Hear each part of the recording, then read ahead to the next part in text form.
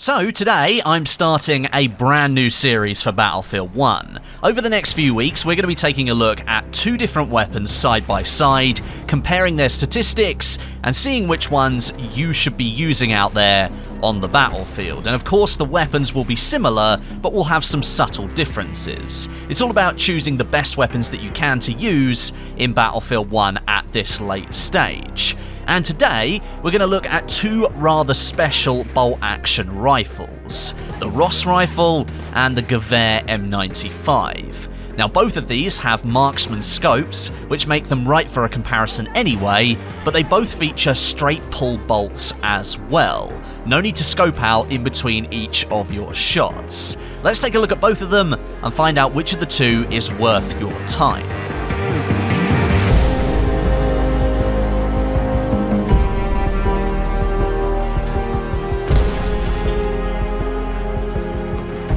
So first off, it's worth me stating that the Gewehr M.95 is a base game weapon and the Ross rifle is a DLC weapon.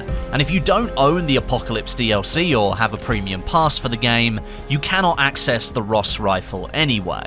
I'm really hoping that Battlefield 1 is the last Battlefield game ever where we have to deal with DLC being segregated across the community, with only a small minority having access to everything, and anyone who didn't pay for the DLC only ever has access to the base game content.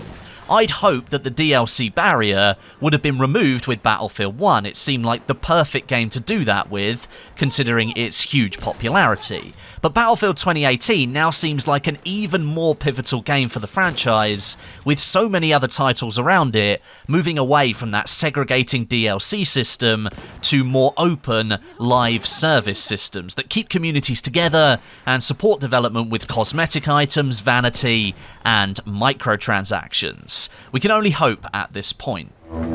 But I digress. Let's get back to the statistics of these two weapons. A massive thank you first of all to Synthic.com today, because without their site and all the stats they produce for Battlefield 1, videos like this wouldn't be possible, so a link to their site is down below in the description.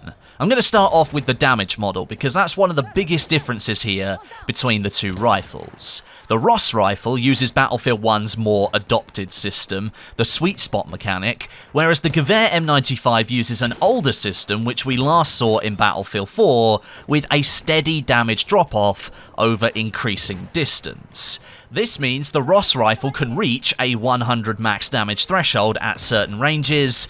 The M95 can't do that, and therefore there's a heavier reliance on landing headshots with the M95 than there is with the Ross rifle. The Ross can do that maximum 100 damage to the upper torso between 40 and 75 meters, which is near bang on the optimal engagement range in Battlefield 1 for using a marksman rifle. But the M95 starts off by doing a higher amount of damage than the Ross rifle. The M95 will do a maximum of 90 damage out to 20 meters, and it's at this point that a very slow drop-off starts, all the way down to 79 damage at 125 meters. So there's only a decrease of 11 damage over a 105 meter distance, making the rifle a hard hitter across nearly all ranges that you're going to want to use it.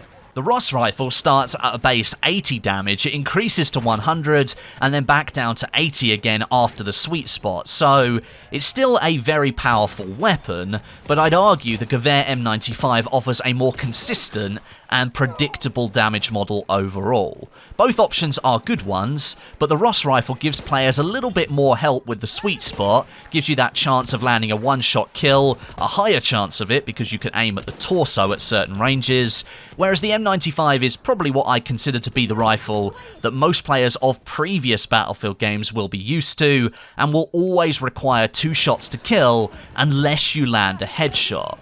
Whether players want to use that or simply take advantage of the sweet spot mechanic on other rifles is really up to them. Next up, we've got ammo capacity and reloading systems, where again both of these rifles offer some quite significant differences.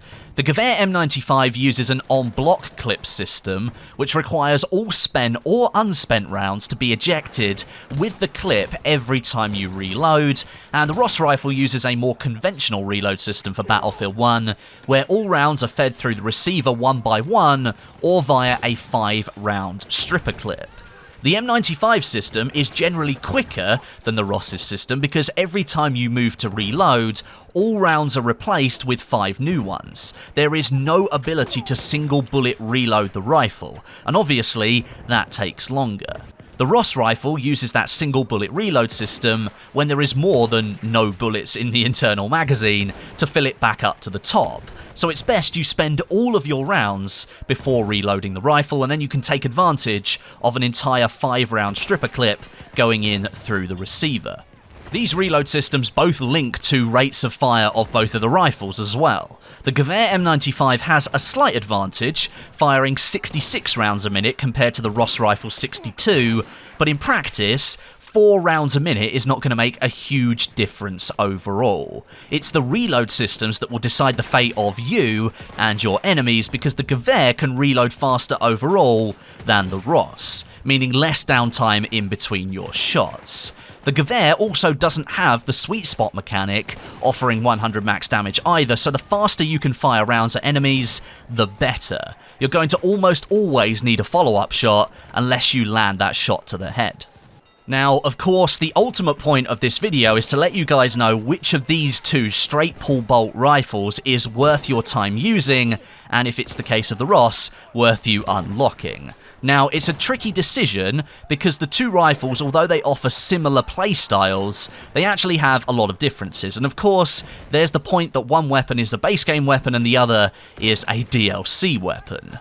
Personally, I've become more fond of the Ross rifle over the last couple of weeks because I think I've adapted to Battlefield 1's damage model for rifles as opposed to the more legacy system that the Gewehr M95 uses. That, and the Ross rifle actually has a greater bullet velocity as well, so longer range shots will reach their target faster than using the Gewehr M95, and that means you need to lead your targets less overall. The straight pull bolt allows you to keep yourself scoped in between shots, so if my shots are landing faster and I don't need to lead as much, I can take full advantage of the constant view that I get from having a straight pull bolt, not needing to take my eye away from that sight. That said, the Gewehr M95 is still a perfectly good rifle to use, and due to its extremely high rate of fire, makes for a great aggressive scout weapon. Overall, however, I'd have to say I prefer using the Gewehr M95 as an infantry rifle rather than the marksman one. As I mentioned earlier, that rate of fire as an infantry rifle, landing shot after shot, quickly rechambering the next round, is really valuable at close to medium range, and if you don't have the marksman scope there, you can see what's closer to you, you can see things right in front of you and react a lot quicker rather than having to scope in and lose that peripheral vision. I prefer the M95 as an infantry weapon, and so therefore I'm going to recommend the Ross rifle as your straight pull bolt marksman rifle of choice in Battlefield 1. So, there you are. In the battle of the straight pull bolts, the Ross rifle comes out on top for me. Now, I'm sure, of course, you guys have got your own thoughts and opinions on these 2 rifles, or maybe even another rifle in Battlefield 1 that also uses a straight pull bolt. That is, of course, the Carcano. The reason I didn't include it is because it's only available as a carbine that doesn't have a marksman scope on it.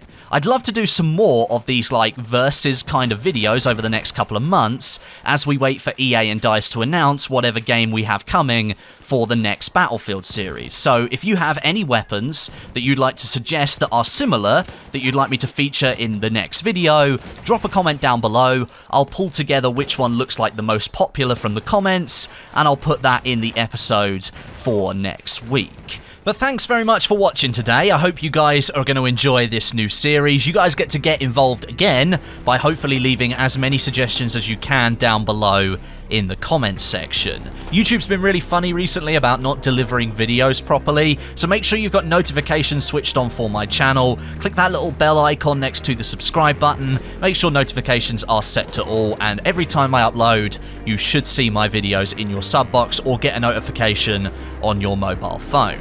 But again, thank you very much for watching today, and until next time, my name is Westie, and I'll catch you guys in the next video.